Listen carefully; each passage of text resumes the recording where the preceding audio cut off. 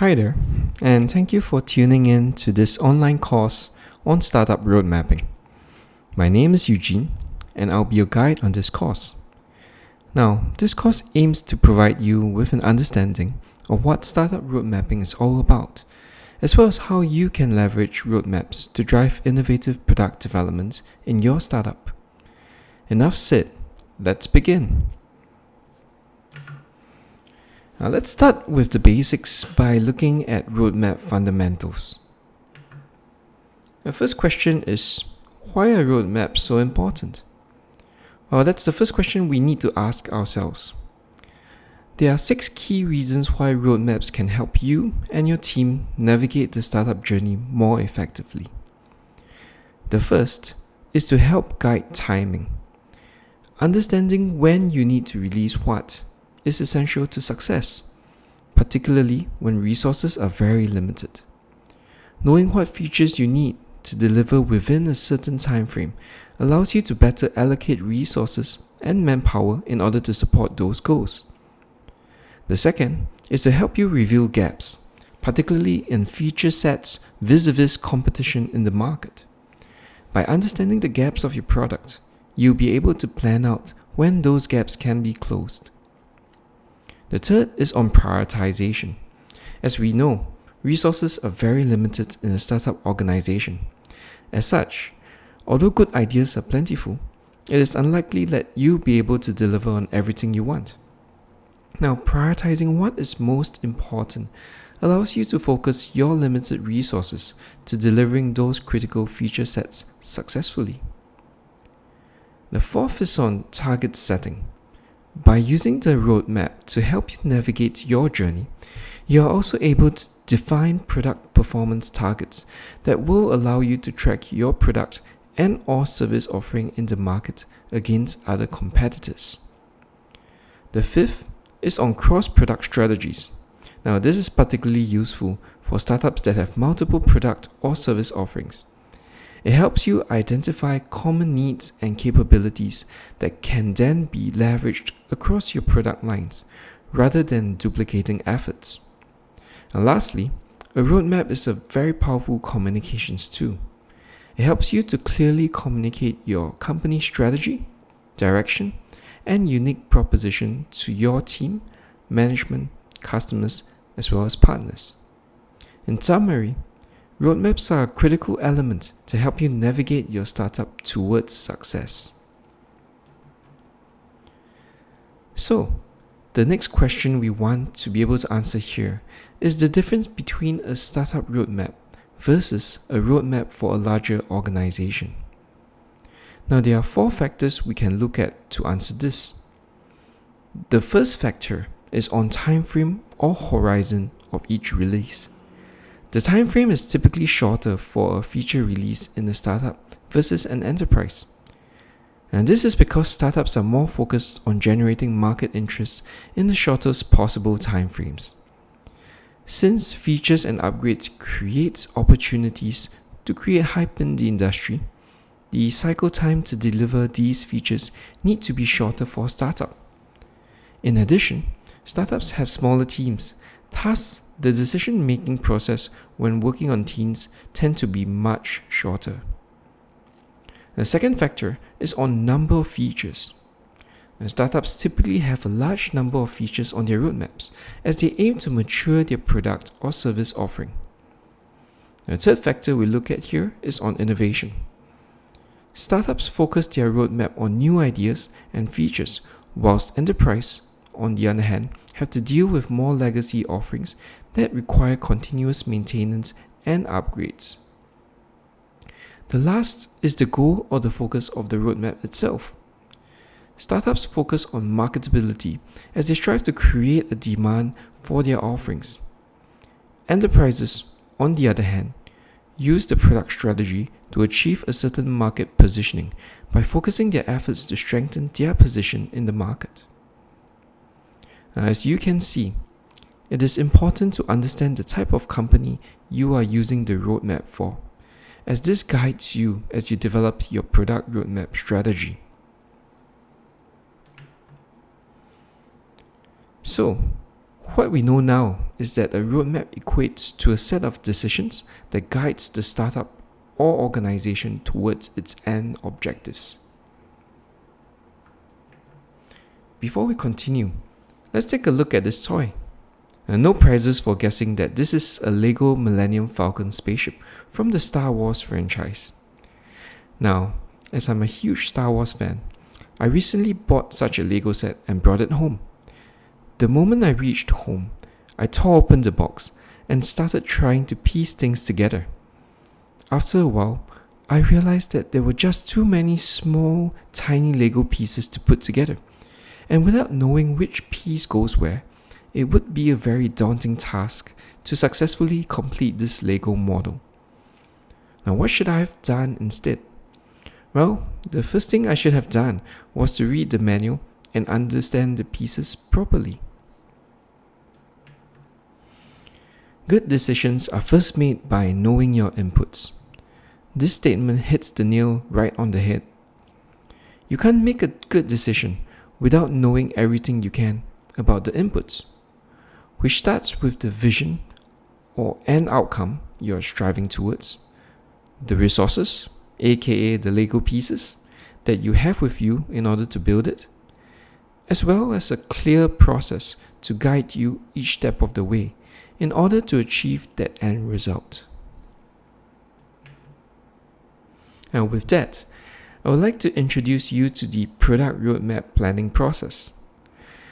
There are basically 5 simple steps in order to develop the product roadmap for your startup. The first step is to gather the inputs. Just like the Lego example earlier on, understanding the inputs allows you to make better decisions. Now, in the roadmap case, inputs are basically ideas for your product or service offering, what you want to achieve, what your competition is doing, etc. The second step is to start organizing the inputs or ideas that you have gathered in order to make sense out of them. Not every idea is a good one, and this is where you have to decide what makes the cut for your roadmap as part of your overall strategy. Now, the third step is to prioritize the list of ideas that you plan to work on, aligning with the resource pool that you have to work with in order to deliver those ideas into reality. The fourth step is to visualize that roadmap in order to communicate it effectively with stakeholders, both internally and externally. The final step is to look at gathering feedback and tracking progress in order to review your roadmap strategy and allow you to refine and evolve it along the way. Now let's look deeper into the building blocks of constructing your product roadmap, starting with how you build your inputs. Before you can get set on the path to gather your inputs, make a checklist of the relevant stakeholders that are key in enhancing your product's or service value. Now, this is an important pre-step to ensure that you are gathering a well-rounded perspective. Analyze your competition. Now, this is a fine line to tread. While it is important to keep abreast of trends in your particular industry through looking at the competitive landscape, it is also important to understand that blindly following or copying your competitors' products and services is actually a fool's errand. Know your corporate vision and goals. Now, the nuance is to understand and gather a broad perspective of the direction that the industry is heading, and make an informed decision when charting your company's roadmap, taking into consideration your company's resources, goals, and vision, and ensuring that your company has a value proposition that is superior to that of your competitors. Now, involve design thinking along the way. A good place to start would be to assess critically the pain points that are being resolved by the use of your products and services. Apply design thinking concepts and place additional emphasis on the end user perspective of your product or service features. Once you have gotten the relevant inputs, it is time to apply the necessary filters on your roadmap elements so that you end up with a curated list of ideas. Filters such as the overall business strategy, market positioning or focus, technology, as well as finance capabilities should be applied to each and every idea. And it would be helpful to also pry out the dependencies, if any, between the product features and enhancements, and assess the roadmap elements as a bundle rather than singularly on the merits of value and revenue opportunities. Another useful way would also be to organize your roadmap elements by product line or customer segments. But do bear in mind that the same check for dependencies apply as well. Now at this stage, you have had your roadmap elements curated, which allows you to place new emphasis on the sequencing and prioritization of your development roadmap.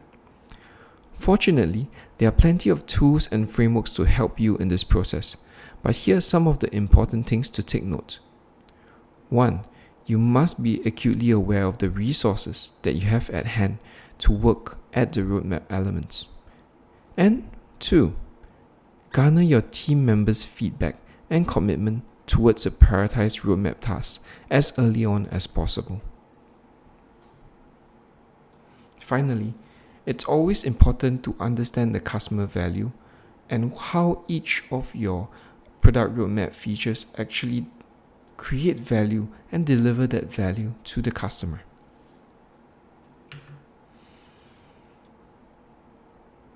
The process of designing or creating a roadmap isn't complete unless you are able to communicate it effectively to internal stakeholders. Leverage on roadmap planning tools like Trello to articulate the product strategy, clearly defining the value of the feature in resolving the pain points of the target end users, and how it is aligned to the overall business goals. Now, congratulations are in order once you have reached this stage. Define the matrix by which you measure the KPIs. If it helps, incremental rollout, i.e. shipping a minimum viable product or prototype to end users and clients, and soliciting their feedback on how to enhance the feature, would also allow for a shorter, iterative development cycle. Find out from end users how they perceive the new features, noting down in particular the way they have used those features to see how you can leverage that to enhance and build upon your product strategy. Make sure it's easy for users to give feedback on these features by crafting out multiple feedback channels. Now, let's take a look at a great way to visualize your roadmap once you've put things together. This diagram shows the standard roadmap by time series, something which most of us are very familiar with. In a nutshell, the horizontal plane of the roadmap shows the various months and milestones or release versions of the product roadmap, whilst the vertical plane categorizes the feature releases either by feature type or product type. Now, this is a great way of presenting the overall roadmap to your stakeholders in an easy to understand manner. Now that we have understood the basics of roadmaps and how to build them, let's deep dive into some road mapping tools that can help you power charge your roadmap strategy. Now let's do a quick overview of the 5 road mapping tools that we are going to cover now. The first is what we call the 3 horizons model. And this is a great tool to help you structure your roadmap across 3 different time horizons.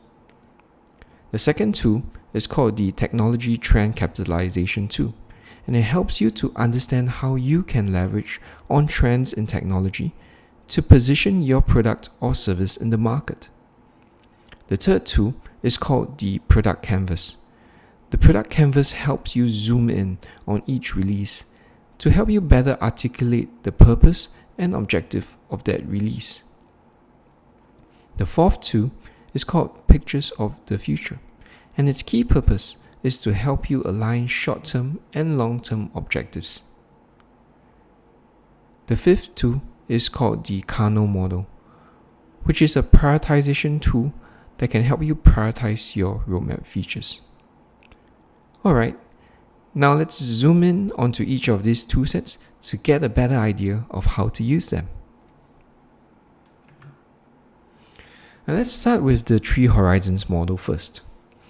The 3 horizons model basically requires you to structure your roadmap into 3 separate time horizons, typically focusing on short-term, which is 1 year long, a medium-term horizon, which looks at about 2 to 3 years, and a long-term horizon that looks at a 3 to 5 year time frame. As you can read, the tool set helps you prioritize resources in order to balance between short-term and long-term opportunities. Now, it also helps you keep track of the innovation that you are investing into. Take a look at the right side of the slide. The right side of the slide shows you how the 3 horizons model can be presented. The vertical axis represents the type of market the feature is targeting, while the horizontal axis represents the maturity of the technology that is being leveraged on. Through this, the diagram is split into 3 different horizons. The lowest one for incremental innovation and feature improvements, the middle one looking at adjacent product growth, and the final one looks at new market growth potentials. The toolset also recommends a 70-20-10 split of resources between the 3 horizons, so as to ensure that whilst a majority of resources and efforts are focused on the short term, we do not miss out on medium and long-term opportunities. Again, this is a great way to help you understand your short, medium, and long-term strategy, as well as focus areas for your startup. Now let's take a look at this example of a 3 horizons model. Now this is a great example of the 3 horizons model that was presented by Facebook. It articulates clearly Facebook's short-term, medium-term, and long-term focus areas.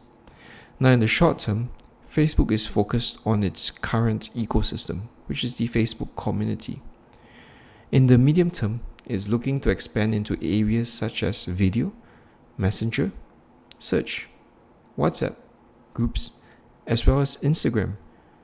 Some of these which are companies that they have recently acquired.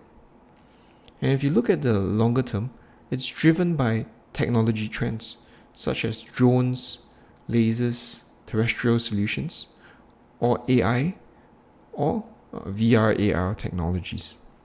Now this is a great way that Facebook has helped to articulate their 10-year roadmap to the external customers and partners in the industry. The next tool we'll be looking at is the Technology Trend Capitalization tool. This tool helps you align your product features with current and future market trends in order to leverage these trends to help you anticipate changes in customer behavior and market demands, as well as help you identify as well as mitigate major paradigm shifts. Now, in order to use this tool, you need to first list down potential longer-term trends that you see happening in the industry. For each of these trends, analyze the implications of the trends, i.e., what does it mean for your customers and the use of your products and services. Understand how to leverage or capitalize on this trend, and finally understand how to prevent threats resulting from this trend. The next tool is the product canvas. Now the product canvas helps you focus on key facts of your product release so that you are able to clearly articulate the focus of the release and help align the product team's perspective to that of the marketing team's perspective. And the tool requires you to basically define for each product release who this release is for, why are you doing this release, what is it trying to solve, key success factors for the release, and key marketing messages and drivers. Through this, you can start to understand how to position your marketing message during the release period so as to best capture the market that gains the most from the release of these features. Now let's take a look now at the Pictures of the Future tool. This tool basically helps you align short-term and long-term visions, as well as helps you think beyond current customers and usage behaviors in order to open up possibilities for longer-term scenarios. You basically start by defining where you are today, who you service, and your unique selling proposition, as well as current weaknesses and immediate threats. You then proceed to define potential future scenarios that may happen and perform an analysis on key assumptions as well as expected impacts if that particular scenario were to happen. Through this, it allows you to better understand which scenarios you may wish to prepare for and align your longer-term roadmap features to support these scenarios. Now let's finally move on to the kernel model. The kernel model is a prioritization tool that helps you analyze features based on the impact to customer satisfaction. The model's vertical axis looks at how satisfied a customer is, with the topmost part being the most satisfied and the bottommost part of the axis being the least satisfied. The horizontal axis looks at the fulfillment of needs of the customer, from the left being the least fulfilled and the right being the most fulfilled. Through these, the model creates 4 distinct zones. Starting from bottom right, you have features that are required as part of the minimal viable product. Moving upwards, we have features that help you distinguish your product. On the left of that, you have features that would delight your users. Now finally, the bottom left box shows you features that should be avoided at all cost. Now from this, you start to chart your features and categorize them into these 4 categories. And you should have guessed by now that features landing in the bottom right box are those that should be top priority on your roadmap, followed by features that distinguish your product, and finally followed by features that delight your product. And of course, you never want to build features that are counterproductive and avoid those at all cost. Use this model to help you better prioritize the features that you plan to build so that you can deliver a more effective product or service to the market.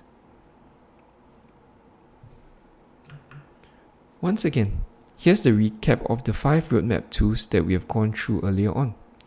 Do remember to leverage on these tools to supercharge your roadmap planning process so as to drive towards a better overall strategy for your company. With that, we've come to the end of this course on product road mapping. I do hope you have enjoyed the course and that what you've learned on product road mapping will be able to help you navigate through the challenges of running a startup. And if you're interested to learn beyond what has been taught, do always remember that knowledge is at your fingertips through the internet. Continue to research more on tools and techniques of road mapping to better evolve the way you use roadmaps as a powerful technique in charting your product or service evolution. And thank you once again for spending the time to listen to me, and all the best with your startup journey.